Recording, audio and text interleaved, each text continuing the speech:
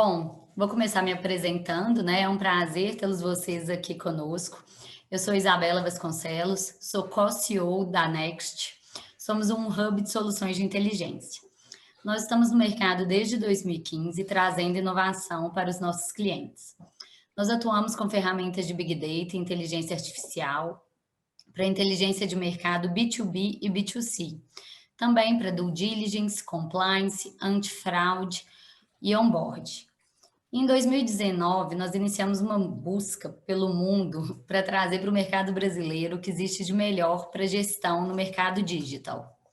Assim, iniciamos uma conversa com a Clevertap, que concretizou em uma parceria há cerca de quase 3 meses. Não vou apresentar a Clevertap, vou passar a palavra ao Francisco, que é diretor de marketing Latinoamérica e Ásia da Clevertap. E na sequência, nós vamos apresentar os painelistas que irão participar do nosso bate-papo hoje. Francisco, com você. Obrigado, Isabela. Boa tarde, todo mundo aí. Eu sou português, então se ficar assim muito enrolado, escreve aí no chat se não der para entender. Então eu sou diretor de marketing da Clevertap aqui na América Latina e no Sudeste Asiático. E estou muito feliz de estar aqui com vocês hoje. A Nexty é um parceiro que a gente está começando nesses últimos 3 meses. A gente tem vindo a estreitar essa ligação e tenho certeza que vamos fazer muitas outras ações como este webinar. Então, apresentando rapidamente quem é a Clevertap. Então, o que a gente faz é uma plataforma que apoia tudo aquilo que tem que ver com retenção e engajamento com usuários móveis, ok? Então, se você tem uma aplicação, um aplicativo móvel ou mesmo uma web app, você pode usar a Clevertap para tudo aquilo que tem que ver com a analítica, a segmentação e o engajamento. Então, aqui é o que a gente está mostrando aqui. Bom, a Clevertap tem já quase 10 anos de atividade, a gente está em mais de 8.000 aplicativos, apoiando no envio de todo o engajamento em uma estratégia omnicanal, um pouco por todo o mundo. Então, a gente está entrando aqui no Brasil com a Next, e quais é que são os problemas, então, que nós, desde o lado da Clevertap, ajudamos a resolver? Então, são basicamente esses que a gente está vendo aqui no ecrã, na tela. A gente fala ecrã em Portugal. Então, aqui na tela. Então, o que é que a gente tem? Tem a questão da segmentação do usuário. Hoje em dia, vocês podem usar para fazer toda a parte da analítica e segmentação um montão de ferramentas. A vantagem de usar uma ferramenta como a Clevertap é que ela vai permitir fazer segmentação automatizada. Então, diretamente a Clevertap consegue identificar grupos de usuário, então consegue fazer essa segmentação por vocês e isso obviamente poupa tempo. Depois tem a questão do churn, né? O churn e a retenção que basicamente são um dos grandes desafios, acho que a gente vai falar um pouquinho disso durante o painel.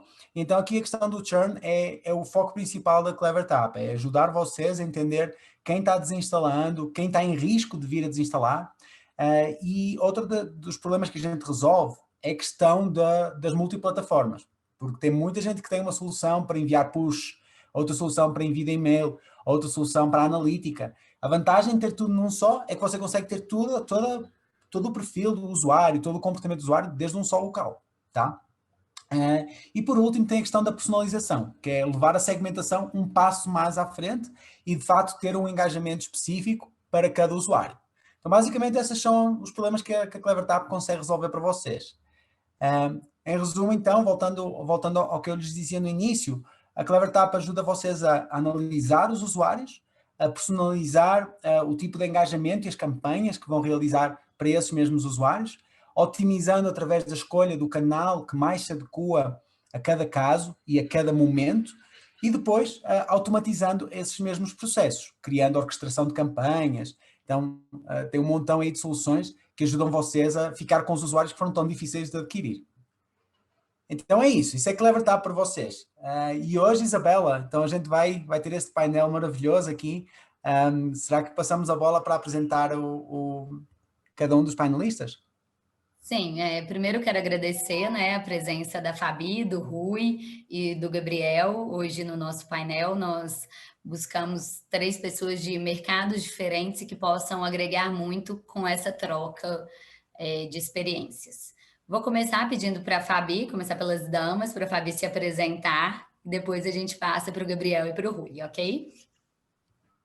Eu vou Ok. até cortar Bom, aqui boa tarde. tela para a gente ver aqui a Fabi. Então vai. Obrigada. Bem, boa tarde a todos. Primeiro, queria agradecer o convite da Next e da Clevertap. É um prazer estar aqui com vocês, os demais panelistas e as pessoas que se inscreveram que estão aqui hoje. Prazer a gente estar aqui. Eu sou da Enlace Gestão, tem 4 anos. A gente trabalha com marketing estratégico, digital e branding, sempre procurando inovar, trabalhar muito marketing criativo de diferenciação para os nossos clientes. A gente tem um amplo conhecimento dentro do mercado de marketing de influência. Hoje a gente é a maior agência de Minas Gerais de marketing de influência, a gente atua no Brasil inteiro.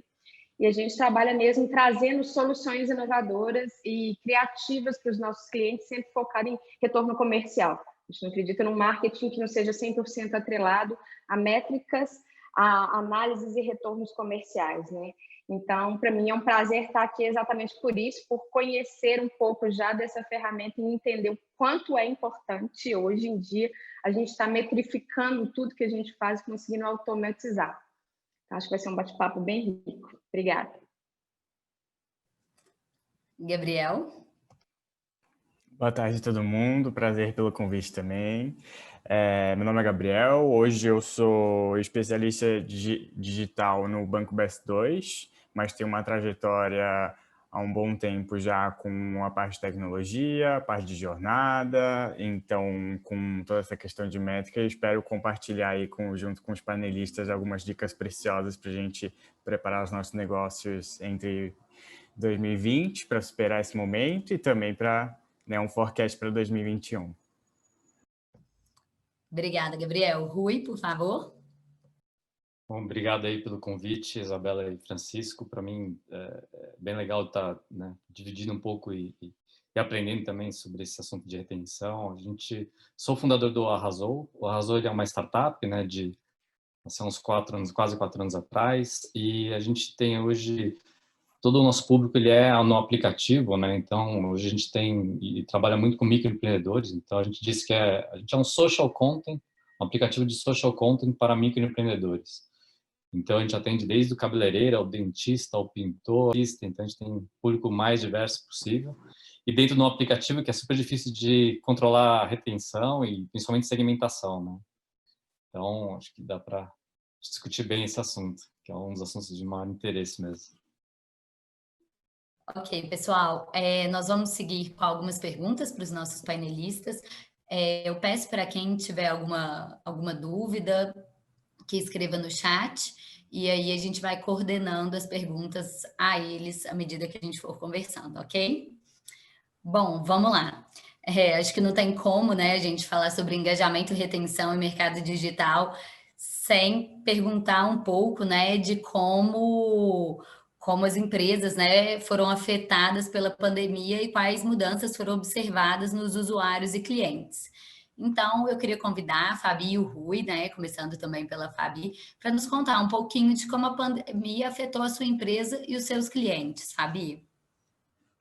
Bom, realmente não tem como a gente conversar nenhum assunto sem falar de pandemia, primeiramente, Então, primeiro, a gente teve para Enlace especificamente, vou falar primeiro para Enlace, depois dos nossos clientes, a gente teve um crescimento, graças a Deus, devido à mentalidade de alguns clientes específicos. Vou explicar por quê. Na verdade, a gente teve nós tivemos dois perfis de clientes nessa pandemia, que foram os que se assustaram, congelaram e não fizeram nada, e esperaram passar, e não buscaram inovação, e realmente se assustaram mesmo e tiveram dificuldades. E outros clientes que resolveram inovar completamente, resolveram trazer tecnologia, trazer mercado digital, estudar melhor o cliente deles, e aí sim a gente conseguiu pegar uma fatia grande, até mesmo de pessoas, de empresas que não eram nossos clientes e que estavam nessa busca. E aí essa busca, eu acho que ela traz um universo gigantesco, de oportunidades, tanto para empresas que sempre tiveram grandes sedes e que de repente se viram no momento onde tiveram que ir para um home office. Então a gente abre diversos canais novos de comunicação e de busca de comunicação com os clientes e com os funcionários. Então isso a gente sentiu muito.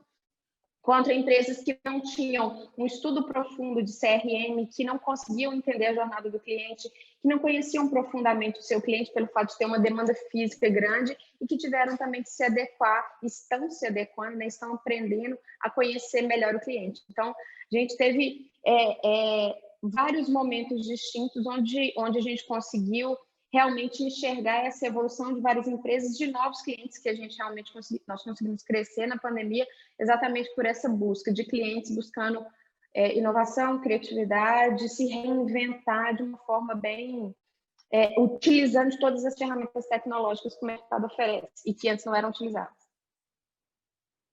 Obrigada, Fabi. Rui, acho que você tem muito que, né, tem bastante para complementar, né?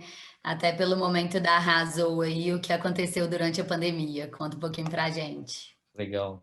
Não, e para a gente, a pandemia, assim, né, foram 2 momentos, acho que empreender, acho que é sempre assim, a montanha-russa mesmo, né? No início do ano, a gente sempre foi focado para o setor de beleza. Estou falando, né, quando a gente fala de microempreendedor em beleza, é a manicure, a esteticista, a barbearia, a esmalteria. Esse sempre foi o público, diria 90% da nossa base desde o início do ano. E quando a gente chegou em março, quando veio a pandemia, esse mercado parou, né? Ele travou todo. Então, eu estou falando de em 2, 3 semanas, nossa base despencou uns 60%. Né? Foi péssimo e desespero para a gente durante essas semanas. Mas, ao mesmo tempo, assim como a Fabi comentou, assim, né, tem gente que acaba olhando outras oportunidades e outras coisas aparecem. E para a gente começou a ver que, né, até por muita gente está desempregada ou está parada, ela acaba tentando fazer outro trabalho. E a gente encontrou um público enorme de marmiteiros, nutricionistas fazendo atendimento por WhatsApp, personal trainer fazendo atendimento por WhatsApp. A gente encontrou um novo mercado, né? Então, em mais algumas semanas, a gente conseguiu virar. Só que aí gerou um outro problema, né? Que era a personalização. Então, a gente estava com uma diversidade muito grande de personas dentro da base. E, por sorte, foi justamente na época que a gente estava implantando do Clever Tap e é onde encaixou essa parte de personalização, né? E aí, desde então, a gente veio, desde junho, a gente vem crescendo aí 15%, 20% ao mês, mas porque a gente descobriu um mercado muito maior, né? Mas as jornadas são completamente diferentes, o tom de voz é completamente diferente, então trouxe, né, outras dores, novas dores, mas para nossa sorte, o Covid, eu acho que tirou a gente da zona de conforto, né, do que a gente conhecia durante os 3 primeiros anos, a gente sempre atuou em beleza, mas durante 3 meses, 2, 3 meses, a gente teve que se virar e encontrar formas de encontrar novos clientes e aumentar até o tamanho de mercado que a gente pudesse atingir, né? Então, eu diria que o Covid foi um belo susto, mas bastante aprendizado. Legal. Dores do crescimento, né, Rui? Bom, dando sequência nessa conversa, o nosso segundo tema, que tem muito a ver com o que o Rui comentou agora e também o que a Fabi falou, né? Nesse momento que entram novos clientes, entender cada cliente de onde veio e como melhor segmentá-lo, melhor tratá-lo, né? Eu queria agora chamar a Fabi para voltar um pouquinho aqui com a gente e o Francisco para puxando esse tema, né, de como facilitar o acompanhamento da jornada do cliente omnichannel. Então, tem cliente chegando por WhatsApp, por Instagram, por sites, por diversas fontes de cadastro. Como trabalhar, né? Como criar e acompanhar essa jornada de fato. Bela, na verdade, assim, primeira coisa, eu acho que a gente precisa, isso que você acabou de falar, a gente precisa de entender quais os canais que a gente tem de comunicação com os nossos clientes. Então, é o WhatsApp, é direct, é site, é Instagram, Facebook, e isso tudo tem que estar condensado realmente em um só lugar para que a gente não perca informações e dados. Eu acho que a primeira coisa é se ter uma boa forma de se condensar esses dados e investir. Opa, acho que alguém entrou aqui, Tiago. Investir em tecnologia para poder conseguir condensar esses dados. Mas eu acho que também não adianta, tenho certeza que não adianta nada as empresas terem uma boa base de CRM, uma boa base de dados, se elas não conseguem fazer nada com aquilo.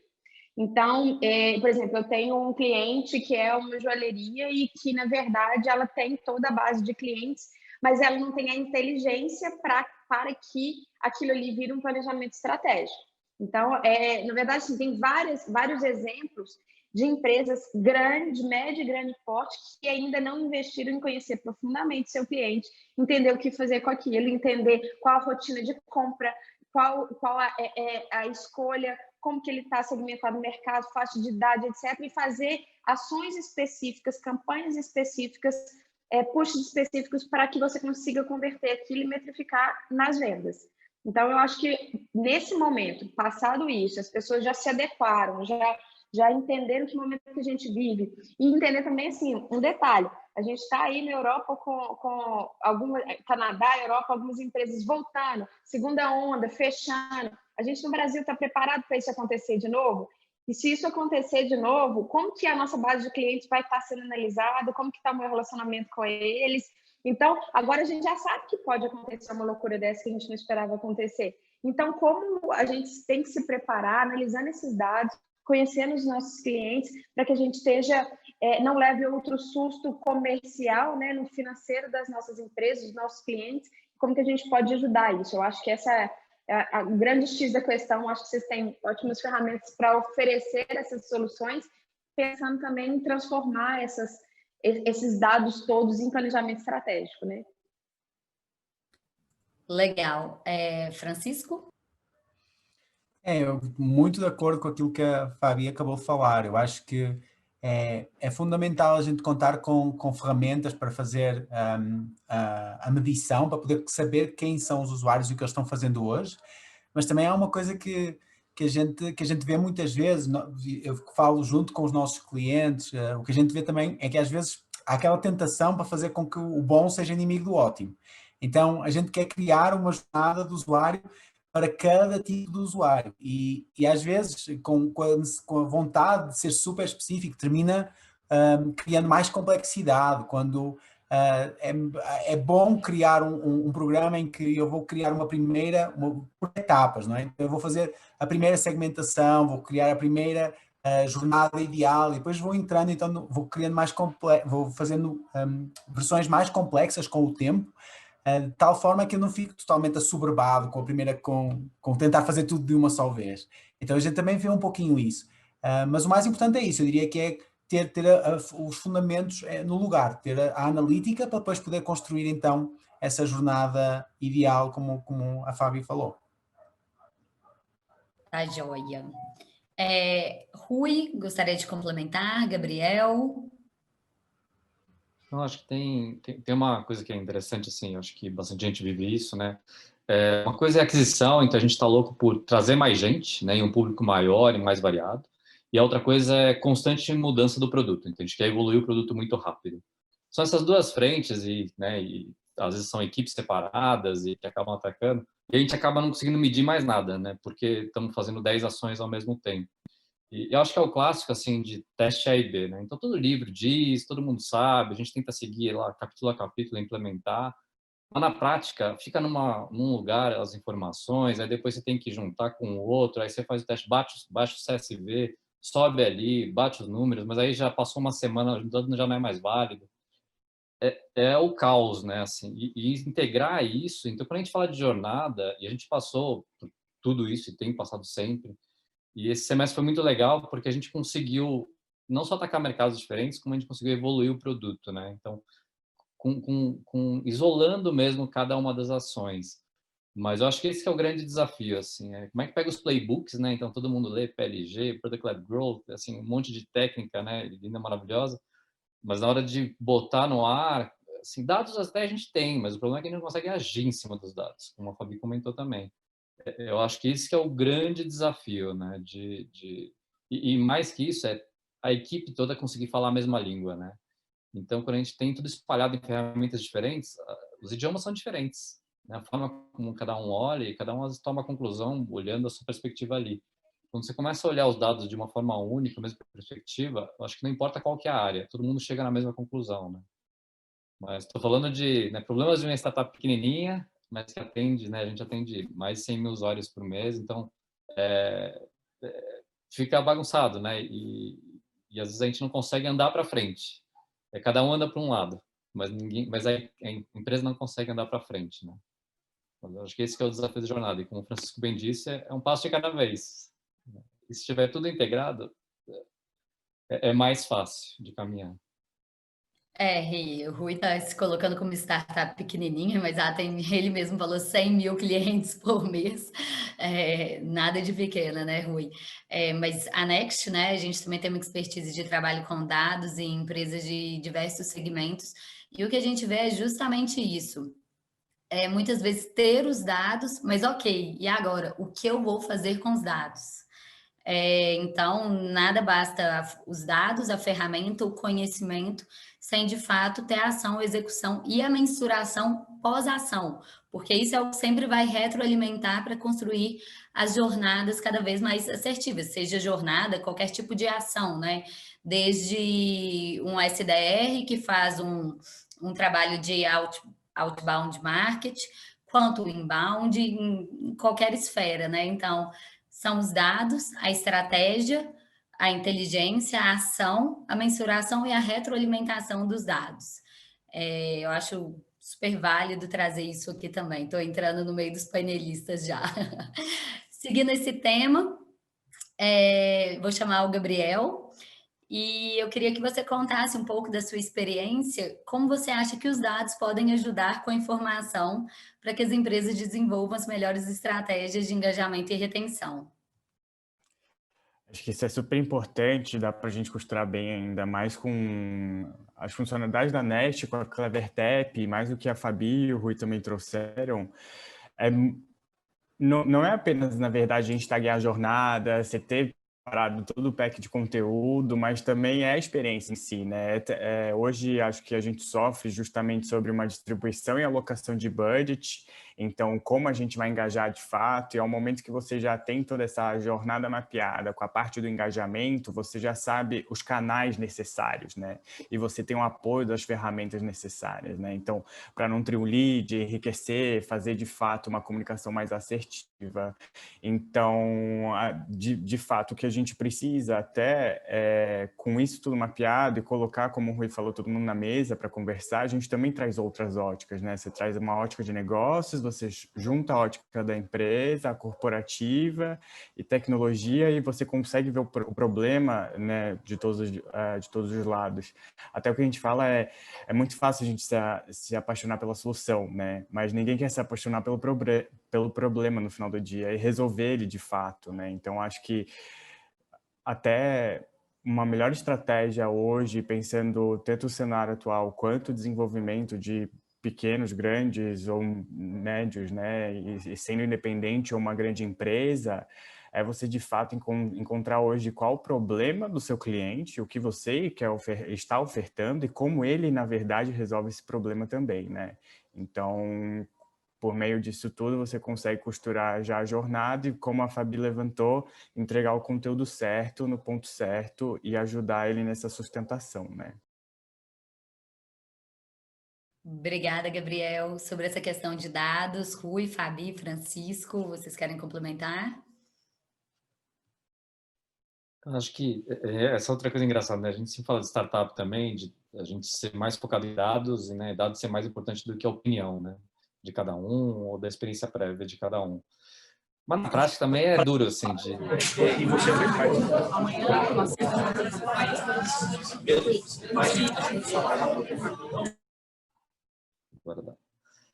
E o que é difícil né, assim, educar e todo mundo com os mesmos dados, né? E conseguir olhar para aquele painel. Eu acho que esse é um baita desafio, assim. Acho que dados tem, o traquear não é um problema, no fundo, no final a gente acaba resolvendo, mas é como é que a gente gera esse conhecimento para todo mundo, né? Então, como é que a gente consegue educar as pessoas e colocar todo mundo na mesma página para ser evolutivo, né? Mas é super crítico. Hoje, meu questionamento é muito mais de como é que a gente pega pessoas da área de marketing, pega da área de conteúdo, com tecnologia, com produtos, e todo mundo tem o mesmo entendimento, né? Estou falando do entendimento de um funil, que pode parecer simples, né? Mas uma análise de cohort, de safras, que é super sofisticado, né? Então, a gente está falando de análises super sofisticadas, de bancos mesmo, tal, mas que a gente traz para o dia a dia, para ser comum, e é super rico, traz outras informações, para pessoas de qualquer área, né? Acho que esse que é o grande desafio mesmo, de educação, né, em dados. Eu Eu acho que acho até a que só ótica, né? complementando.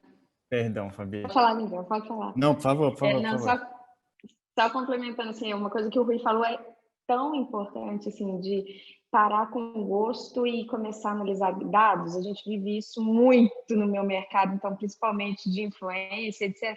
Não importa o que você gosta, quem que você segue, o que faz, qual é o dado que você vai pegar daquela ação que você fez do seu cliente, ou com o influenciador, ou no seu site, e se aquilo deu resultado ou não. Eu vim de um mercado lá no começo da minha jornada de trabalho, quando eu comecei, assim, eu trabalhei em todos os veículos de comunicação, rádio, TV, jornal, e ali é muito difícil mensurar, né? Quando vocês faziam uma propaganda ali na Globo, etc., pum, tiro de canhão, pegou em quem pegou e acabou.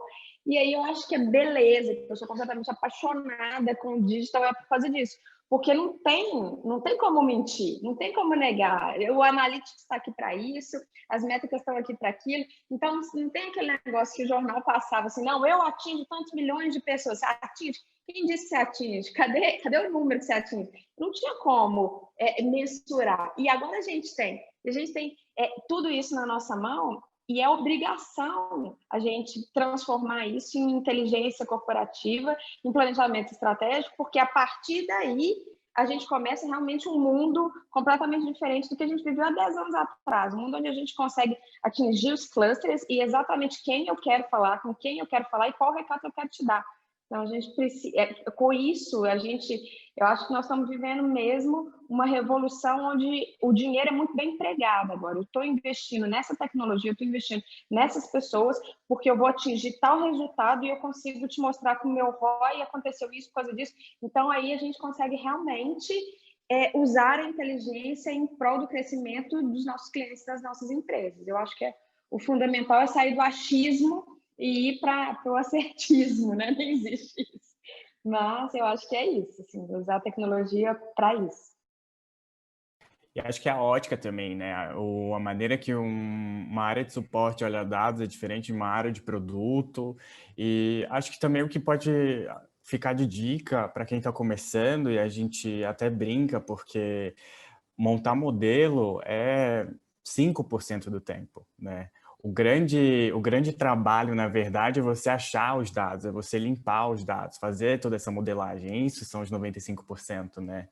Mas uma dica, acho que preciosa, se eu tivesse tido no começo, é qual um problema pequeno do problema maior que você tem e quebrar, na verdade, esse big problem, né? Esse problema gigante em micro problemas, porque aí, de fato, você começa a fazer um caminho de migalha, incentivar mais as pessoas, na verdade, a compartilhar, né? Mais e trazer outros pontos de vista. Acho que é muito isso, tanto às vezes a solução quanto o problema é a questão da comunicação também, né? E de fazer todo mundo entender o porquê estamos olhando e analisando o que analisamos.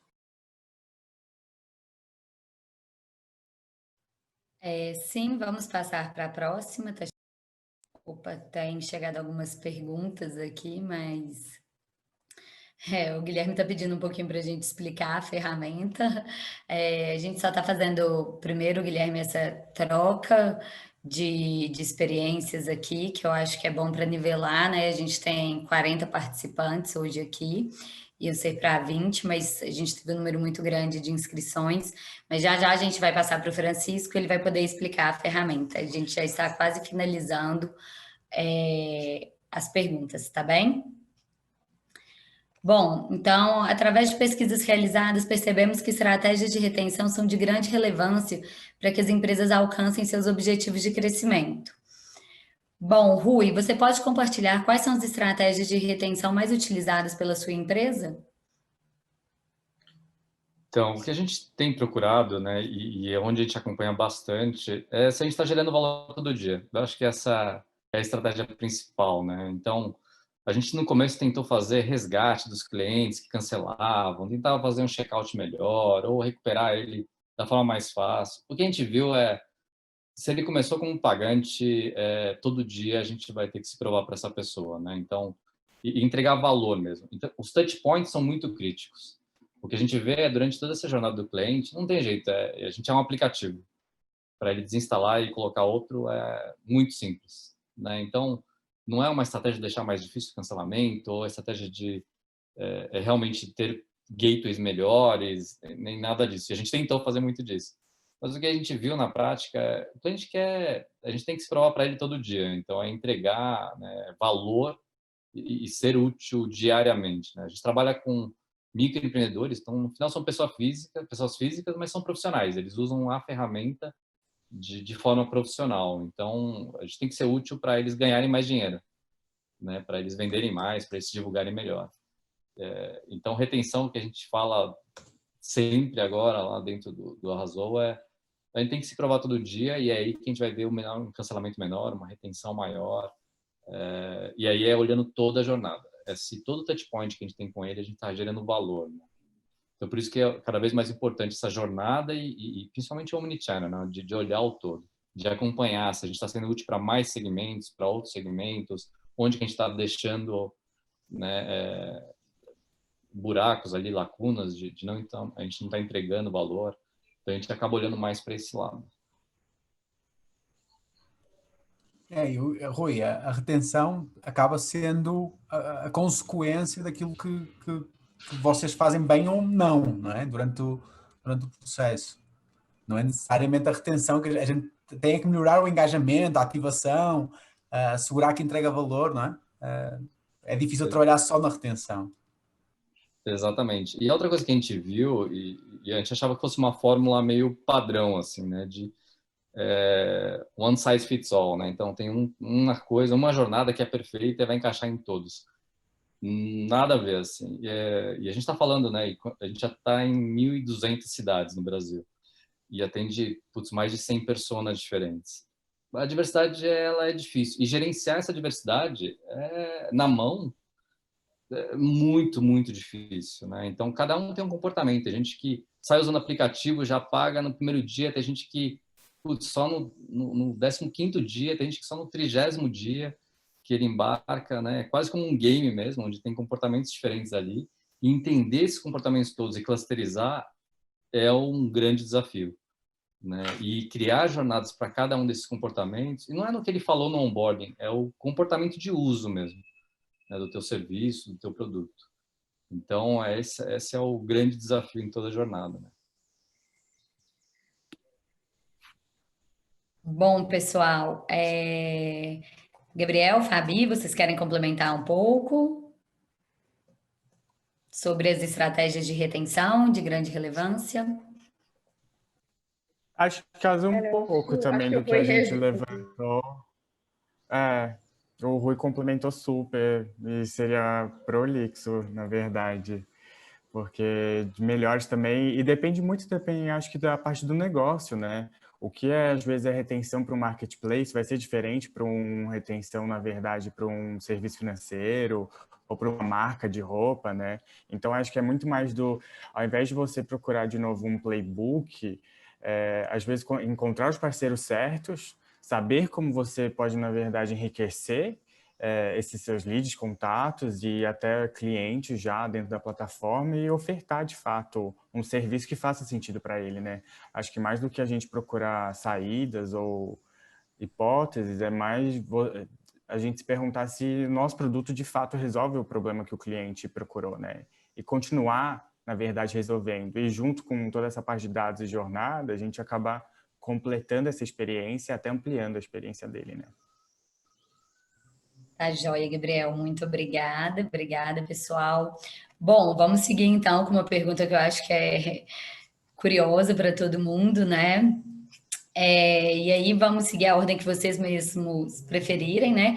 Quais são as principais ações projetadas para alcançar o crescimento esperado no mercado digital pela sua empresa para 2021? Quer começar, Fabi? Começando pelas damas novamente. Então, a primeira coisa é investir em tecnologia, obviamente, como eu já falei aqui, repetindo, é investir em tecnologia, é a gente conhecer cada vez mais o cliente.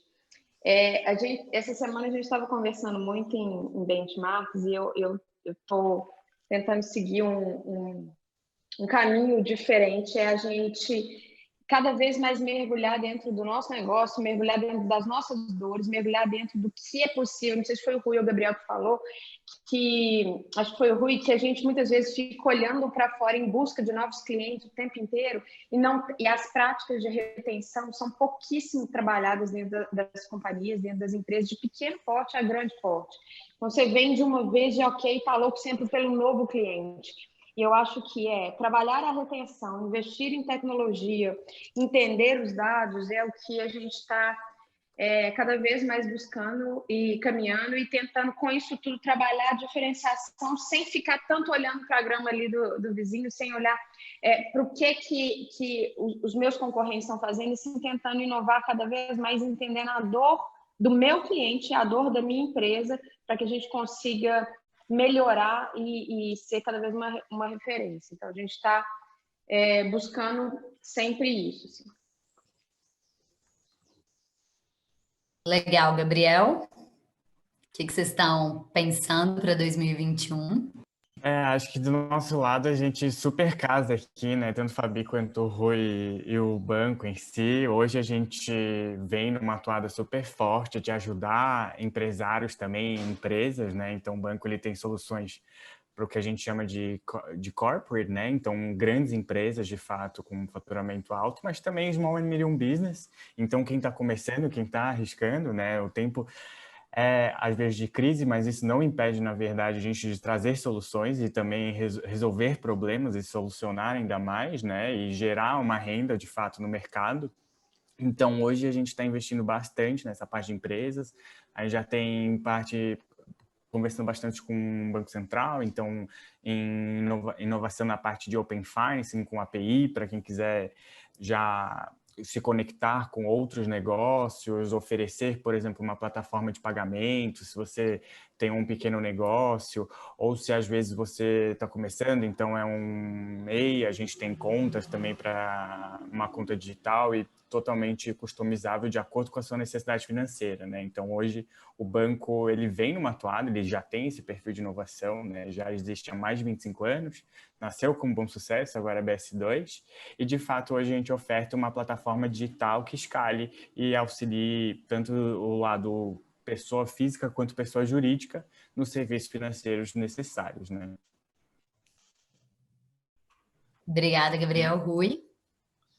Do nosso lado, acho que o Covid ajudou bastante a gente, né, e a mostrar qual mercado que pode ser potencial para a gente. Então, a gente tem aumentado ainda mais as indústrias que a gente está atendendo. Então, hoje já são umas 15 indústrias diferentes, desde serviços residenciais, pet, gastronomia. A gente tem conseguido expandir bem e a gente quer continuar essa expansão em indústrias. Mas a outra coisa que a gente viu é que, com o ferramental que a gente está, com o produto, a gente está com vontade de sair até do Brasil, então assim, de tentar atender outras geografias, né?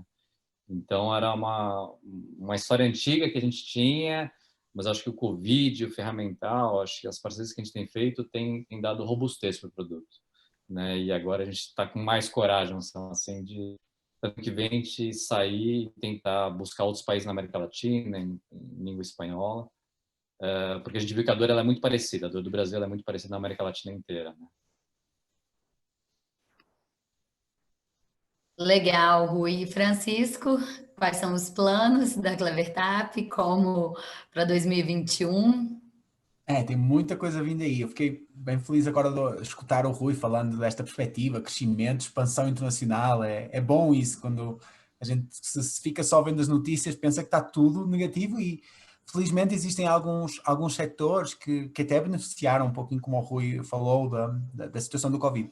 A gente na Clevertap não beneficia, porque se por um lado temos empresas como a Arrasou, que vai crescendo, por outro lado temos empresas de travel, empresas de turismo, que obviamente sofreram muito nesta fase, mas o que a gente está fazendo na Clevertap e fechando o ano é apoiar essas empresas no máximo que a gente consegue, né? As empresas que estão sendo muito afetadas pela pandemia, temos tido temos tentado ajudar o máximo possível, e em paralelo o que a gente está fazendo é criando um novo canal para que empresas pequenas consigam chegar até à Clevertap e usufruir de algumas das ferramentas, as principais que a gente tem, através de uma ferramenta que a gente tem agora para startup, em que pode fazer o registro online por si mesmos. Obviamente não têm o mesmo tipo de serviço que tem a Arrasou, por exemplo, com a gente, mas a vantagem e aquilo que a gente está tentando fazer para o próximo ano é precisamente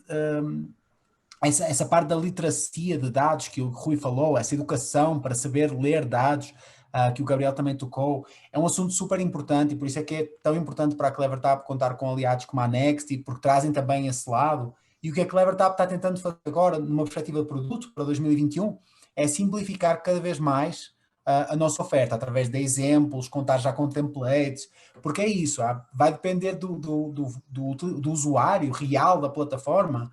Se é a pessoa de analítica ou a pessoa de produto, talvez consiga chegar e ir a um cohort e fazer uma análise super, mas se é alguém de marketing, talvez falhe ainda esse conhecimento. Então o que a gente tem que fazer na perspectiva da plataforma é entregar o máximo possível desse conhecimento, fazer com que as coisas sejam mais intuitivas através de exemplo e tal. Então é por esse lado que a gente está trabalhando, mas em termos de crescimento o que a gente está buscando é implementar ainda mais aqui a CleverTap na América Latina e em particular aqui no Brasil. E Isabel, e vocês na Next, como é que estão pensando crescer para 2021? Também quero ouvir. Sim, não, bom, aqui na Next a nossa estratégia somos uma empresa, né, de inteligência de dados, né, então o nosso foco sempre foi trabalhar os dados para entregar soluções de fato para os clientes. A gente tem apostado em 2 mercados que atendem a quase todos os segmentos, né? Um deles é o mercado digital, daí a nossa parceria com vocês, né? A gente já vem bastante tempo trabalhando área de marketing, comercial e grande parte do marketing que a gente viu crescendo mais na pandemia, que é essa parte do digital, estava um pouco em cima da mesa, a gente não tinha total condição de apoiar os nossos clientes. Então, é algo que a gente aposta muito, estamos nos profissionalizando muito dentro desse mercado, né? Dados já está no nosso sangue, e agora os dados digitais também, que a gente já vinha trabalhando há algum tempo. Além disso, numa discussão um pouco diferente do que essa, né? É algo que a gente tem visto crescer bastante no mundo, é a parte de due diligence e compliance, né? A questão da ética. A ética com todas as entidades com as quais você se relaciona. E esse é um outro caminho, uma outra vertente que a Next tem crescido bastante. E muitas vezes a gente auxilia os nossos clientes e diz que como que é casa de ferreiro, espeta de pau, mas aqui na Next não mais. Agora na pandemia também, nós fizemos um grande investimento em marketing e um time de SDR para nos apoiar nesse crescimento. Não adianta a gente fazer isso só para fora e não olhar para dentro. Então, passamos a criar, né, toda a jornada também, tanto dos nossos clientes quanto dos nossos leads, principalmente quando a gente fala de cross-soluções, né? E acredito que isso seja similar, não só para a Next, mas para várias empresas que estão aqui.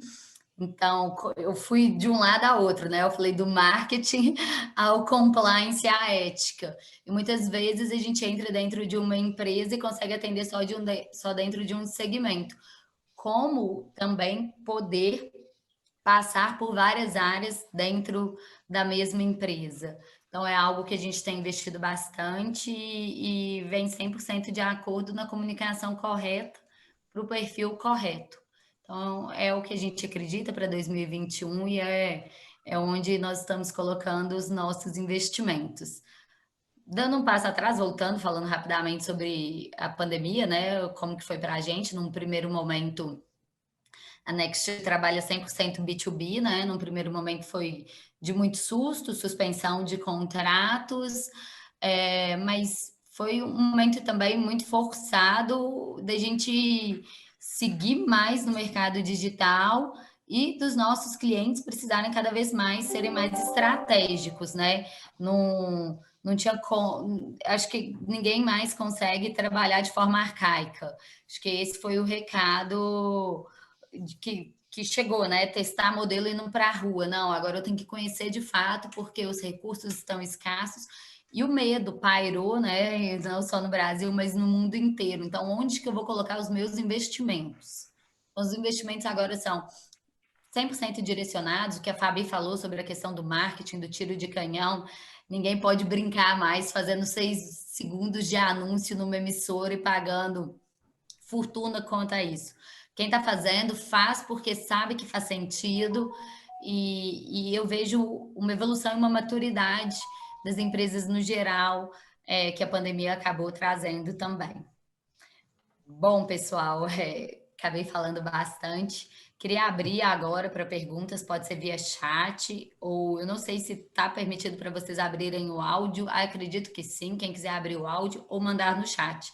Pode ser pergunta direcionada para algum painelista ou para todos. E só trazendo aqui nos questionários sobre a demonstração da ferramenta, isso vai ser feito num segundo momento, e a demonstração, como a gente colocou aqui em vários pontos da nossa discussão, né? Uma demonstração que é feita por uma empresa como a Arrasou é completamente diferente do que é feito por um BS2. Então, só abrir a plataforma, mas fazer uma apresentação genérica sem focar no seu negócio, acho que não seria o melhor dos caminhos. O Francisco abriu mostrando quais são os pilares da Clevertap, e nós estamos 100% disponíveis para fazer a demonstração one-to-one para cada um de vocês que estão aqui. Sem dúvida. Temos alguma pergunta? Enquanto as perguntas vão chegando aí, eu queria só somar uma coisa que você falou aí e que eu acho que não cheguei a referir, mas essa situação da pandemia que eu vi inicialmente no Sudeste Asiático, tendo o primeiro impacto, né? E vendo chegando cada vez mais perto e depois bater aqui. E uma coisa que eu reparei, e a gente fez análise também da Clevertap, é que em geral os nossos clientes começaram utilizando mais canais. Então, o engagement, começaram a somar canais, a testar canais, a ver se clientes que toda a vida tinham usado apenas push e SMS começaram a juntar outras coisas no mix, para ver se as coisas funcionavam. E o WhatsApp, em particular, foi uma das coisas que a gente viu disparar, não só na América Latina, que tem uma presença muito forte, o WhatsApp, mas às zonas da Ásia, onde o WhatsApp nem tem uma penetração tão grande assim, mas a gente viu disparar esse tipo de interação através do WhatsApp também. E a gente está com muita vontade também de poder acrescentar outros canais. Anteontem, o Instagram anunciou também que agora estão num processo de beta testing da API também deles. Então, também já fiquei com a pulguinha atrás da orelha de eu quero ver se a gente consegue integrar também aí. Ainda não estamos aí, mas é isso. Também. A gente também tem visto isso dos diferentes canais que o pessoal está testando. Legal, Francisco. Tem uma pergunta da Fabi para você. Qual a base mínima de clientes para contratação da ferramenta? O que vocês indicam? Então, vai depender bastante. Eu acho que também depende do tipo de, como você falou, depende também se é uma empresa como a Arrasou, vai ter um tipo de utilização diferente do que vai ter a banca, não é? Então, a gente tem que ter isso consciente. Mas o ideal para tirar valor de uma empresa, de uma ferramenta como a Clevertap, é ter algum volume. Então, ter pelo menos 10 mil usuários de um aplicativo, seja ele web ou móvel, é a partir desse número que a gente começa a ver que começamos a entregar mais valor. A gente tem usuários, clientes com menores, mas não tem o mesmo tipo de impacto uma ferramenta como a Clevertap. Só complementando também, Francisco, que eu acho interessante, né? Que também depende do ticket médio, né? De cada empresa. Claro. Pode ser que eu tenha 3 mil usuários, mas eu estou vendendo imóveis, eu estou vendendo joias. Enquanto, quando a gente fala de um ticket médio um pouco mais baixo, como a recorrência, como o do Rui, que é voltado para o MEI, né, para o microempreendedor individual, então, para fazer sentido de fato, é interessante ter um volume maior. Então, um mix de quantidade de usuários e do seu ticket médio, acredito eu, né? E a frequência de uso também é super importante, porque se tiver uma frequência de uso com muita repetição, também vai ter mais oportunidades, mais touchpoints, mais oportunidades de engagement, vai ter também mais analítica. Então, mas é isso, assim como para dar um número, para não deixar também tudo no ar. Então eu digo 10 mil usuários, eu acho que pode ser uma boa cifra para começar a partir daí. Excelente. Obrigada, Francisco. Claro. Bom, e surgiu uma pergunta aqui: como que é a integração da ferramenta com o que eu possuo dentro de casa? É uma ferramenta aberta ou não, Francisco? É possível integrações? Sim, a ferramenta, bom, dependendo ver se eu entendi bem a pergunta.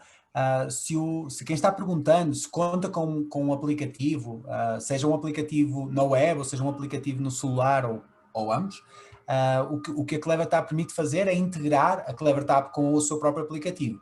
Então o que você vai fazer, vai indicar para a CleverTap cada um dos eventos que você tem, eventos que são importantes para o negócio. Por exemplo, se é um e-commerce, digamos, o momento de adicionar ao carrinho de compras, ou fazer a compra da cesta, ou abandonar a cesta, ou introduzir o cartão de crédito. Todos esses passos vão ser eventos dentro da CleverTap. Então o que você vai fazer, vai enlaçar esses dois, a CleverTap com a sua ferramenta. Depois a CleverTap, por seu lado, também integra com muitas outras ferramentas, como podem ser o Facebook Ads, como pode ser a AppsFlyer e a Branch na parte de identificação, da aquisição de usuários. Bom, não sei se respondi à pergunta, posso ser mais específico se quiserem. Sim, pelo que eu entendi, a pergunta está mais voltada para outras ferramentas de CRM, para bases internas, dados internos. Se é possível trazer esses dados para criar as campanhas da CleverTap. Sem dúvida, você pode trazer os dados one-off, uma só vez, ou você pode integrar para fazer esses dados em real time. Então, por exemplo, um caso muito típico é, por exemplo, catálogos de produto, em que você tem que estar consciente do estoque que tem, se tem inventário, se não tem inventário, se acabou, se não acabou, então tem que deixar de oferecer no aplicativo, tem que deixar de enviar a push notification que está programada para sair, dizendo desconto 10% nesse ténis. Se o ténis já não está no estoque, então a gente vai cortar essa push. Tudo isso você consegue integrar com o CleverTap. Ou trazer um Legal. CRM. Mais uma pergunta aqui, que essa é complicada. Como vocês enxergam os limites entre buscar o engajamento e não ser invasivos? Então, eu acho que eu também gostaria de escutar aqui a opinião dos painelistas, mas eu sou bem rápido assim para dizer, depende. Eu acho que é aquela coisa que vai depender muito do tipo de negócio, não é? E eu aceito que o Instagram possa enviar 20 notificações num dia. Eu não aceito que um aplicativo de cinema me envie 20 notificações num dia. Não faz sentido, porque o caso de uso é diferente, não é? Eu posso abrir uma rede social várias vezes no dia. Eu não vou abrir o meu aplicativo do banco todos os dias. Provavelmente eu não necessito. Então, acho que também vai depender do caso de uso. No caso da CleverTap, a gente cria ferramentas para ajudar a controlar o número de vezes que um usuário é engajado. Mas não sei, Fabi, ou Gabriel, ou Rui, se vocês não querem também aí, vocês estão no terreno, a explicar como vocês fazem isso e que sugestões têm. Eu posso comentar isso porque eu passo esse limite direto. Então, assim, todas as ações que a gente faz, né, e a gente é super otimista e acha que o cliente está querendo realmente ouvir você toda hora, né? Então, acho que a gente que está dentro do produto, do problema, querendo resolver, a gente acha que o cliente quer todos os touch points. E a gente aprendeu, e isso é uma coisa legal, aí vou falar da ferramenta mesmo, né? Tem uma parte do CleverTap que chama Real Impact, que é para mostrar assim, putz, legal, depois de você ter feito esse conjunto de ações, no final do dia, você engajou mais ou piorou esse engajamento? Eu nunca imaginei que fosse dar negativo, tá? Pela quantidade mesmo. Porra, uma porrada de ação que eu fazia deu negativo. Eu falei, caraca, o cara, eu tô enchendo o saco dele. Assim, no final, ele tá me dizendo já, meu, você abusou. Eu prefiro desinstalar, não tô afim desse relacionamento com você. É um relacionamento abusivo, né? Mas é a primeira vez, a gente usava trocentas ferramentas, tá? Assim, acho que quem conhece tudo ferramental, assim, Amplitude, Mixpanel, Intercom, a gente usava trocentas ferramentas, a gente sempre gostou de usar, por sempre ter uma equipe pequena e atendendo muitos clientes. Então, a gente sempre teve que contratar a ferramental. E é a primeira vez que a gente viu o conjunto da obra, né, assim, das ações que a gente fazia, então, omnichannel mesmo, então, ataca pelo WhatsApp, depois vai por e-mail, depois vai SMS, depois não sei o que lá, mas o quanto que aquela jornada, no final, a gente estava penalizando o cliente, né? Eu gosto disso porque normalmente sou eu mesmo que passo do limite, assim, e agora a gente está conseguindo entender isso, que impacto que isso gera, mas vendo nos números, assim, desinstalação, né? E dói, mas a gente passa e agora a gente está... Mas também só tem um jeito de conhecer o limite, não é? Que é chegar nele. Não é? Testando, né? Testando.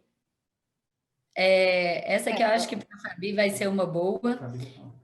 Desculpa, Fabi, pode seguir com essa resposta. Não, eu acho que o Rui falou muito bem, assim, de realmente tem que testar, mas eu acho que a gente tem que mensurar a satisfação do cliente com esse relacionamento o tempo inteiro, né? E utilizando de outras ferramentas também que medem a satisfação do cliente, em que a gente consegue entender, bom, eu estou enchendo o saco ou não, eu estou no limite certo ou não, quantas pessoas se descadastraram na lista ou não. Então, eu acho que medir a satisfação do cliente está no mesmo nível de medir a estratégia que você vai fazer.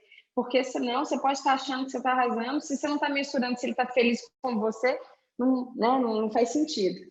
Mas tem que tentar, né? Como o Francisco disse, tem que tentar, não adianta. Tem mais uma pergunta aqui. O Instagram, enquanto rede social, se tornou nos últimos 2 anos um dos maiores canais de marketing digital. Queria saber quais dos canais vocês possuem mais resultados e se apostam em algum especial. Fabi, quer arrancar?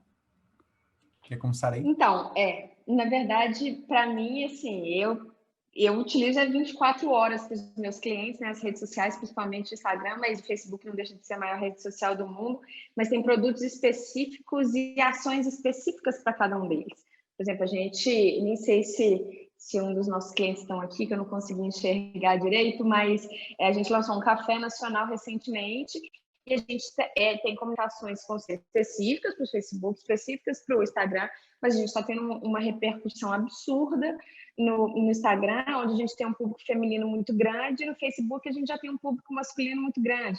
Então, assim, não só nos últimos 2 anos, mas posso falar nos últimos 5 anos, com essa revolução digital, principalmente das redes sociais, a gente sim tem canais específicos para cada tipo de produto. Então, quem vira e fala, não, Instagram é a melhor rede social, o Facebook, não, essa resposta não está certa. A resposta certa é qual o seu produto, qual o seu público e como eu comunico com ele.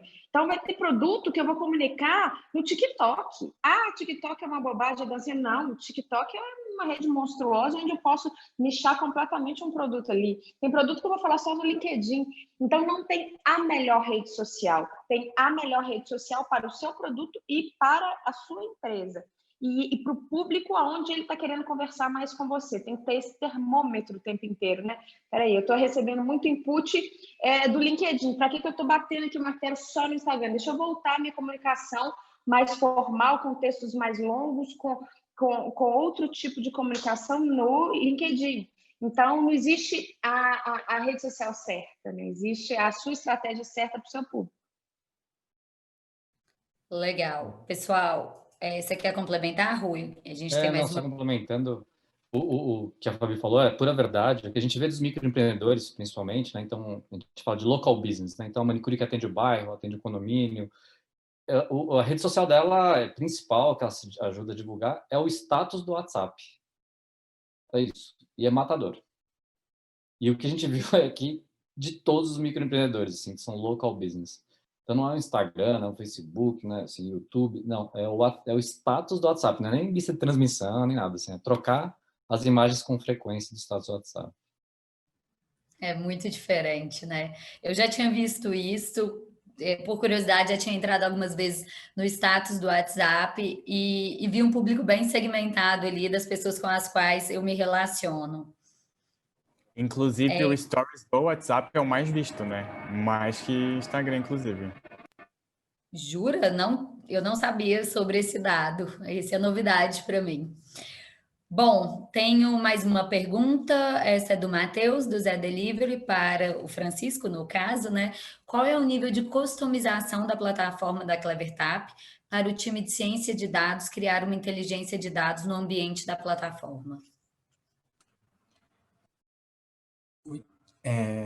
Então, a Clevertap permite para a equipe de ciência de dados, permite fazer basicamente a maior parte das análises que são comuns, análises de engajamento e de retenção, tudo que tem a ver com cohorts, com linhas de tendência, inclusive você consegue fazer as pivot tables, está faltando agora o termo em português.